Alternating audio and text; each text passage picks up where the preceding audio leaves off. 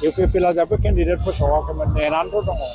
नाथाय हाग्रामा महिलारिया बिथाङा केन्डिडेट फोसावना होनानै बे खौसेथिनि जे दुलाराय बर' फरायसा आफादनि खावलायनाय बेखौ बियो नाखस खालामनानै थाबाय नाखस खालामनायानो जाहैबाय बियो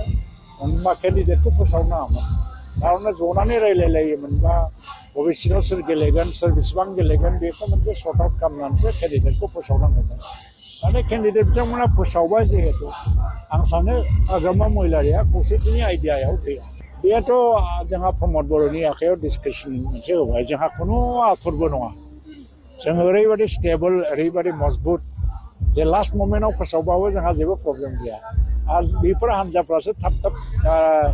माने केन्डिडेट फोसावो जायफ्रानाखि माने अबस्थाफ्रा माने दुरबल आरो दानिफ्राय केन्डिडेट फोसावनानै केन्डिडेटफोरखौ फिल्डआव खामानि मावनो सुबिदा होनो गोनां जादों आरो दिनै ओंखायनो बे बिपिएफनि केन्डिडेट फोसावनायखौ लानानैबो जोंहा जेबो साननांगौ गैया